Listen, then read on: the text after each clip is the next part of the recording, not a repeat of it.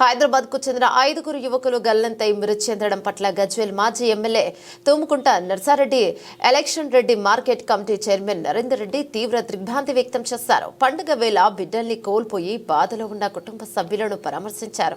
మృతుల కుటుంబాలకు తమ ప్రగాఢ సానుభూతిని, సంతాపాన్ని తెలిపారు. అనంతరం మాట్లాడుతూ ఇలాంటి దురదృష్టకర సంఘటనలు జరగకుండా ఉండేందుకు జలాశయాల వద్ద పటిష్టమైన చర్యలు తీసుకునే విధంగా సీఎంకి తెలియజేస్తామన్నారు.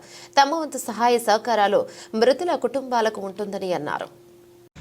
7 చిన్న పిల్లలు అందరూ కూడా 20-25 ఏళ్ల లోపే ఇక్కడికి వచ్చి కొమరెల్లి దర్శనం చేసుకొని, దేవుని దర్శనం చేసుకొని ఇక్కడికి వచ్చి నీళ్లు చూస్తే ఎవరికైనా నీళ్ళతో ఆడుకోవాలనే ప్రేమ చిన్నపిల్లలు అందరికీ ఉంటుంది.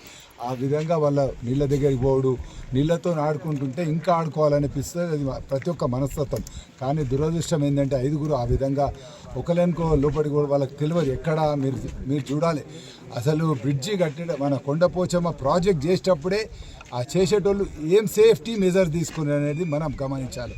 నిజంగా ఇంత పెద్ద బ్రిడ్జ్ కట్టిరు, మరి దానికి సేఫ్టీ మెజర్స్ అయితే తీసుకోవాలి కదా.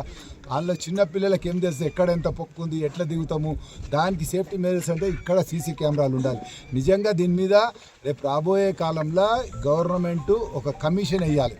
అప్పుడు సేఫ్టీ మెజర్స్ ఏం తీసుకున్నారు, సీసీ కెమెరాలకు ఎంత బడ్జెట్ కేటాయించిర్రు, లేకపోతే రేలింగ్ కట్టాల్సిన అవసరం ఉండేనా, నిజంగానే రేలింగ్ కట్టనట్టు కూడా బిల్లు తీసుకున్నారా, అవన్నీ కూడా ఈ దాంతో ఇంత 5 మంది చనిపోయినప్పుడన్నా ఎంక్వైరీ చేసి ఇంతకు మొదలు దీన్ని కట్టేటప్పుడు మనం ఎగ్జాంపుల్ నాగార్జున సాగర్ తీసుకుందాం. అక్కడికి ఎవరైనా పోనిస్తారా? ఎవరిని పోనియరు. మరి ఇక్కడ ఇంత నిర్లక్ష్యం ఎందుకు చేసింది పాత గవర్నమెంట్?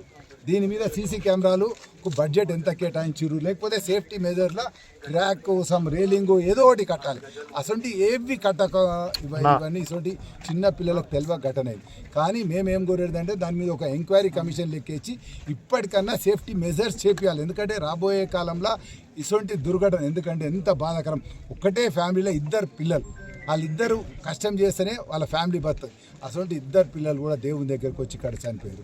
అదేవిధంగా మీరు అందరూ అన్నిటికన్నా ఒకటి గమనించాలి, ఈ గజ్వేల్లో 3 సార్లు మన ఎమ్మెల్యే గారికి ఓట్లేసి 2 సార్లు ముఖ్యమంత్రి చేసినాం. ఆయన ఈడికేసి పిలిస్తే కూతవేటి దూరం ఉన్నాడు. దొర ఈడనే మరి తాగుతుండా, తింటుండా, ఈయన దాకా వచ్చిపోవచ్చు కదా 2 నిమిషాలు.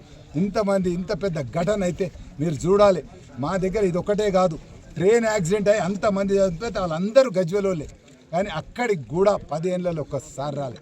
అక్కడ ఏడ కొండగట్టుకు పోతే అక్కడ చనిపోయిన దగ్గరికి ఎక్కడ రాలే. ఇవాళ మాకు ఇది 1 o'clock ఏదో అంటే అప్పుడే మన సీఎం ఆఫీస్ నుంచి మాకు ఫోన్ వచ్చింది, మీరు అర్జెంట్ ఎల్లురి అక్కడ ఒక్కరిని బతికించిన అదృశ్యమే, లేకపోతే వాళ్ళని ఎంత తొందరగా అయితే అంత తొందరగా తీయాలని ఆలోచనతో. ఇవాళ ప్రభుత్వ యంత్రాంగం చాలా బాగా పనిచేసింది. ఇక్కడ ఎవరో సిఐ అట, రూరల్ సిఐ, ఆయన స్విమ్మర్ అట, ఆయన అక్కడ దిగి కూడా ఈ పిల్లల్ని ఎక్కడ ఉండరు అనేది మొదలు తీసింది ఒక అతన్ని ఆయన్ని. తర్వాత ఈ విధంగా వాళ్ళందరినీ తీసినందుకు ఇక్కడ ఉన్న యంత్రాంగాన్ని అభినందిస్తున్నా. కానీ అదే యంత్రాంగాన్ని హెచ్చరిక కూడా చేస్తున్నాం, ఇంకొకసారి ఇటువంటి కాకుండా దీనికి సేఫ్టీ మెజర్స్ చేయాల్సిన బాధ్యత ఇప్పుడున్న మా కాంగ్రెస్ ప్రభుత్వం మీద ఉంది.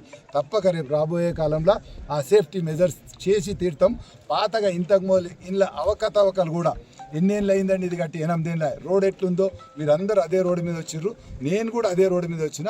మరి అలా కన్స్ట్రక్షన్స్ ఇప్పుడు ఏది ఎక్కడ కట్టినా దానికి ఇప్పుడు మనం ఒక మాల్ కడతాం, ఒక ఇల్లు కడితే దాని సేఫ్టీ మెజర్స్ ప్రతి దగ్గర తీసుకుంటారు. మరి ఇంత పెద్ద ప్రాజెక్ట్ కట్టినప్పుడు సేఫ్టీ మెజర్స్ ఏ విధంగా ఉండాలనేది మనం అందరికీ తెలుసు. మరి అవన్నీ కూడా పాత కాంట్రాక్టర్లు ఎవరైతే దొబ్బి తిన్నారో వాళ్ళని మేము డిమాండ్ చేస్తున్నాం. ప్రభుత్వం పరంగా వీళ్ళని తప్పక ఆదుకుంటాం.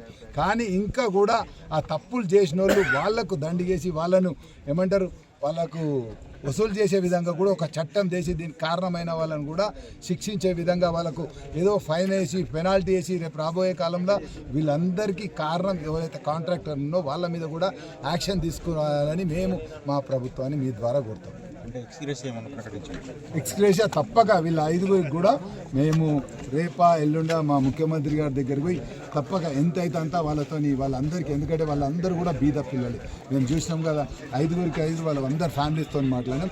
తప్పక ఎక్స్గ్రేషియా మా ముఖ్యమంత్రి గారితో ప్రకటిస్తాం. Okay, thank you.